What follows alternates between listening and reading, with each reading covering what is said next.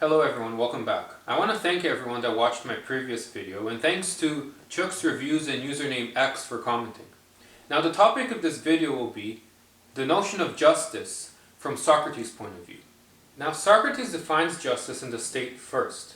The reason he does this is because he thinks if you define a concept on a larger scale, it's easier to understand it on a smaller scale. So he'll start with defining justice in the state and then go to defining justice in the individual.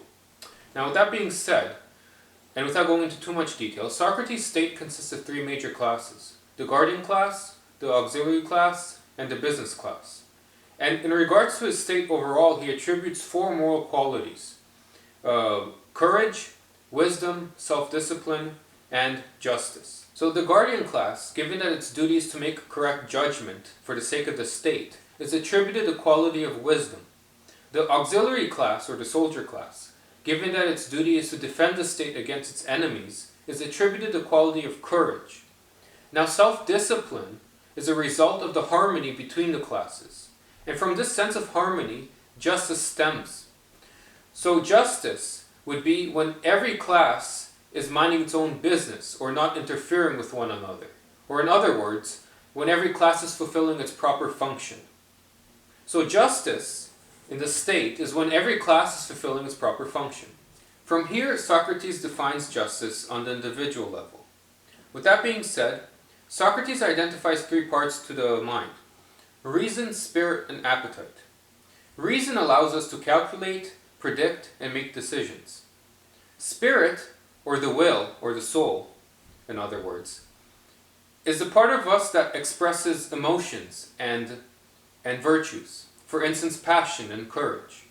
Appetite is the part of us that expresses desire, for example, the desire for food. Now, the role of reason is to keep these other two faculties under control.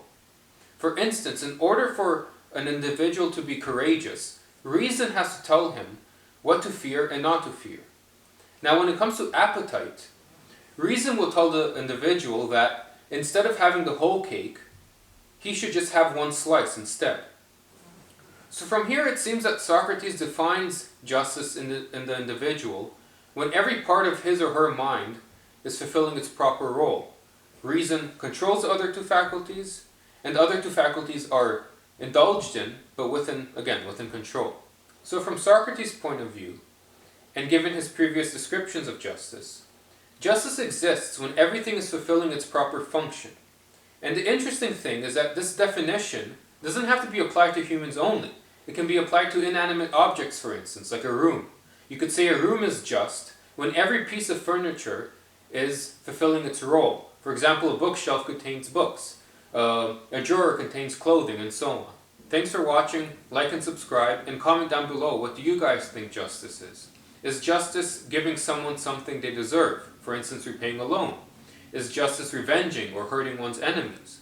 Or is justice, as Socrates says, when everything is fulfilling its proper function?